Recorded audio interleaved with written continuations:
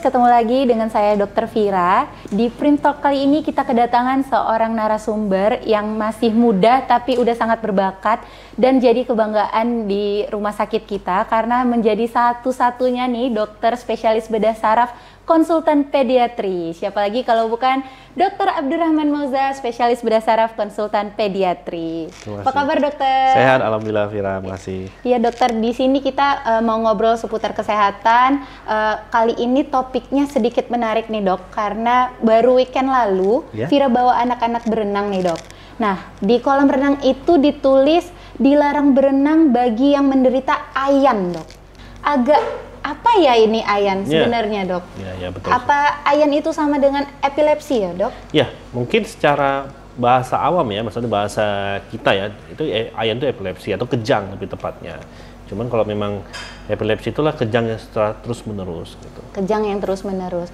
Terus tulisannya dilarang berenang. Emang nggak boleh dok orang dengan epilepsi berenang? Saya itu sangat absurd menurut saya nggak setuju ya, karena memang sebenarnya orang epilepsi itu bisa normal, nggak ada masalah. Cuman kita targetnya adalah kita mengontrol kejangnya, itu dia intinya. Jadi misalnya ada anak-anak nih dengan epilepsi ya, orang tuanya mesti memberikan obat-obat yang benar.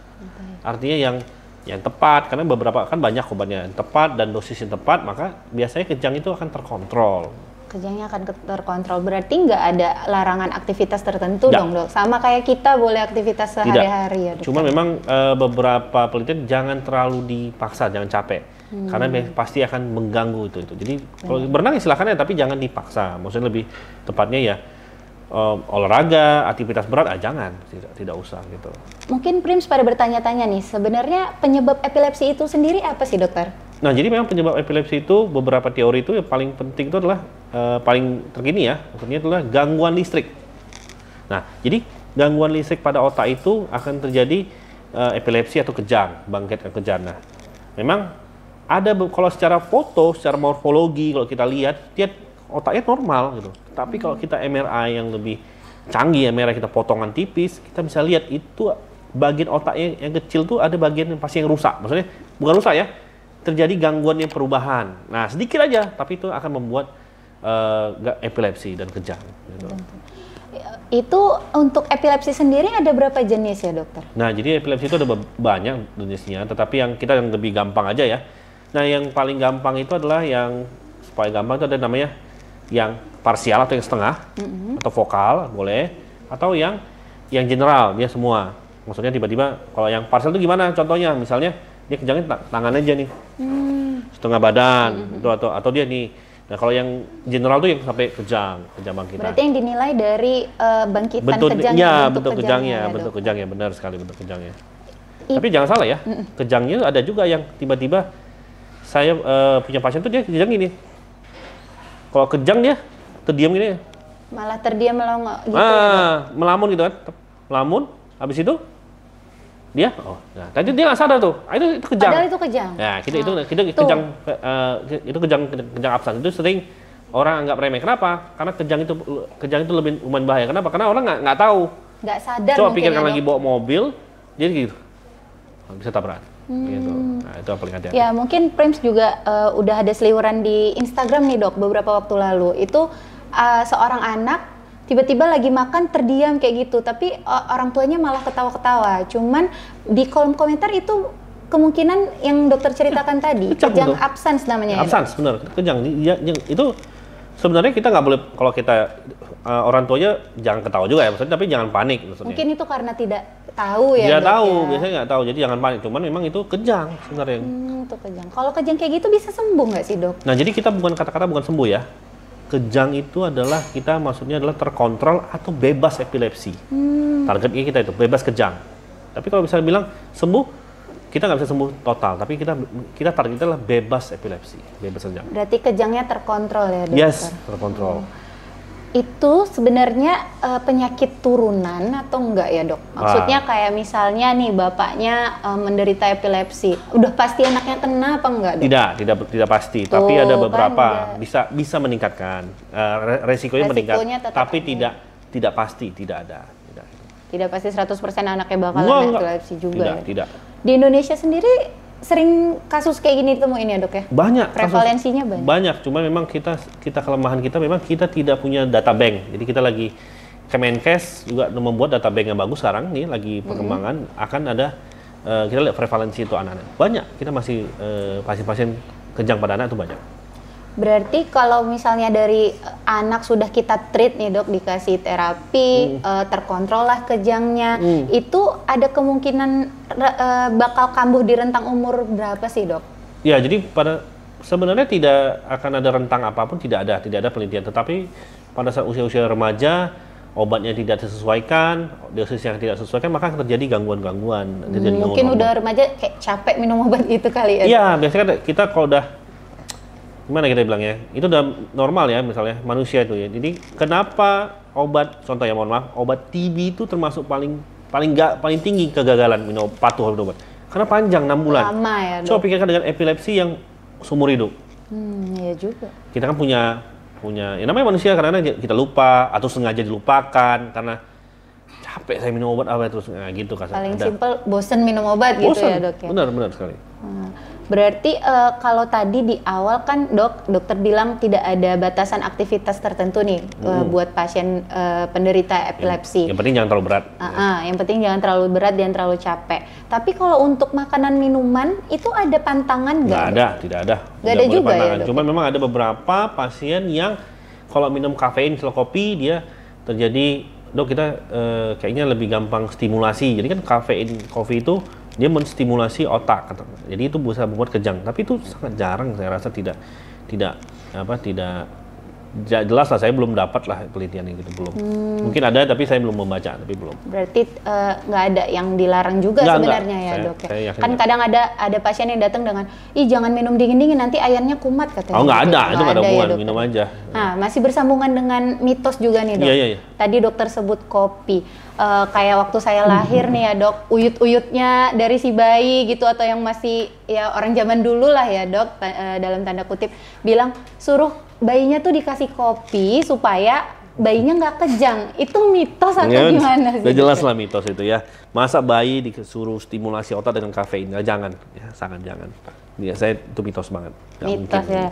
Boleh didengar ya Prim, jangan dicoba-coba kasih ke bayi kalian kopi atau kafein sejenisnya karena nggak ada hubungannya dengan kejang tadi ya dokter. Iya, nggak ada hubungannya, benar sekali. Untuk pertolongan pertama dok, kalau pasien epilepsi kambuh kejangnya itu kita apa ini dok? Pertolongan pertama pada pasien-pasien epilepsi adalah yang paling pertama tolong pada diri sendiri, yaitu jangan panik. Yang kedua adalah amankan pernafasannya. Benar. Misalnya terkadang kan pasien epilepsi itu kejang, jatuh dia ke depan. Jangan sampai telungkup. Telentangkan dia atau dimerengkan. Pokoknya intinya nafas mesti clear. Artinya nafas itu mesti oke gitu.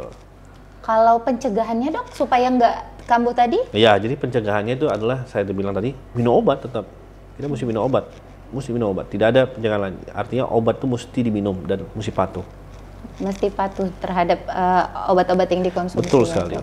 Nah dok, kayak saya sendiri kan sebagai orang tua gitu ya, bagi pasien yang menderita epilepsi, gimana sih dari sudut pandang segi orang tua nih dok dalam penanganan pasien epilepsi? Yang paling pertama saya bilang mesti jangan panik. Jangan panik. Kalau panik kita sulit. Jadi tenang aja. Ya. Yang kedua adalah harus ditangani epilepsinya. Ya. Jangan lelah, jangan menyerah dalam hal menangani pasien-pasien yang kita anggap spesial ini ya. Karena kalau kejang yang terlalu dibiarkan dan tidak bisa terkontrol, otak itu bisa rusak. Dan itu terjadi akan mengakibatkan gangguan perkembangan tubuh pada anak, gangguan otaknya. Saya punya pasien beberapa pasien dengan epilepsi, dia bisa normal kok. Sekarang ada yang jadi selebgram, teman saya, ada itu. Jadi saya rasa tidak masalah ya. Jangan panik. Jangan putus asa. Jangan merasa kecil hati juga mungkin ya dok ya. Jangan pesimis kayak nggak ada masa depannya nih anak-anak dengan penderita epilepsi. Oh enggak, ternyata tuh pasien dokter Abdurrahman ternyata banyak yang sukses juga ya dokter. Asalkan terkontrol. Nah untuk pasien-pasien epilepsi sendiri nih dokter, apa bisa ditangani dengan operasi? Mungkin bisa. Karena bisa. Dokter kan spesialis bedah saraf nih. Ya dok. Kebetulan memang saya lagi juga mendalamin epilepsi pada anak-anak, jadi bisa ya. Jadi untuk operasi itu bisa dengan epilepsi itu bebas dengan operasi bisa ya. Tapi dengan catatan dengan selektif ketat. Jadi bukan semua pasien epilepsi kita operasi, tidak. Jadi kita dari 90% pasien epilepsi itu kita bisa tangani dengan obat. Nah, kita hanya tangani 10% itu yang tidak bisa dengan obat. Jadi biasanya dengan pasien-pasien yang sudah minum obat 3 macam, minum obat tuh masih kejangnya masih banyak dan tidak terkontrol. Nah, itu baru indikasi untuk dioperasi. Betul, indikasi operasi dengan catatan itu pun harus dengan dievaluasi. Ada namanya EEG.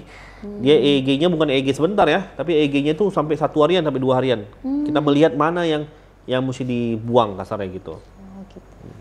Baik dokter, untuk outcome dari hasil operasinya itu gimana dok? Nah, jadi targetnya itu kalau misalnya, jadi ada beberapa ya, misalnya ada nama epilepsinya itu dari bagian otak yang samping, temporal namanya. Itu outcome-nya bagus. Setelah dioperasi dia malah jadi minum obatnya sangat minimal. Dari awal yang 4 atau 5 kejang-kejang terus, jadi tinggal minum obat. Jadi sangat artinya namanya bisa kita operasi dengan harapan pasien ini, dok kita minum obatnya sedikit ya, terus dia bebas epilepsi ya. Ataupun terkadang kalau dia masih kejangnya sangat ringan. Nah, jadi pasien saya itu dulu, bukan pasien ya, teman saya nih, saya sama guru saya waktu itu ada pasien, dia kalau kejang, dia langsung lemes badannya. Kecapean, nggak bisa ngapa-ngapain, 3 hari itu. Sekarang setelah dioperasi epilepsi, dia nggak pernah kejang setahun. Sekali kejang gini aja, tangannya aja. Udah selesai, nggak ada apa-apa. Tangannya jadi kaku gitu. Kaku atau gimana, aku merasa ada kejang nih gitu. Kayak ada aura gitu. Wah, itu bagus banget. Jadi outcome operasi 1 tahun nggak ada lagi gejala. Kan coba pikirkan, dari awalnya dia seminggu 3 kali, jadi setahun dia nggak ada epilepsi. Itu sangat perkembangannya operasi ini sangat baik. Wah, ternyata prognosisnya bagus ya. Bagus, dokter. mesti cepat tapi tanganannya, mesti tepat. Sorry. Baik, Prims tuh. Dokter Abdurrahman Mauza sudah sharing-sharing nih tentang pasien-pasien yang selama ini dijumpai dan ternyata hasilnya tuh pada baik. Jadi buat kalian yang masih penasaran gimana nih dok kalau misalnya di keluarga kalian ada keluhan seperti ini, boleh langsung jumpain Dokter Abdurrahman Mauza, spesialis bedah saraf konsultan pediatri di Rumah Sakit Umum Royal Prima Medan, Jalan Ayahanda. Nah, terima kasih Dokter Abdurrahman buat sharing-sharingnya. Ya, semoga sama-sama. kedepannya semakin berkurang ya dok prevalensi pasien epilepsi. Bismillah ya. Iya, terima kasih dokter. Sampai jumpa di Prim Talk selanjutnya. Jangan lupa follow seluruh akun sosial media dari Prim TV. Saya Dr. Syafira undur diri dan assalamualaikum. Terima kasih. Terima kasih.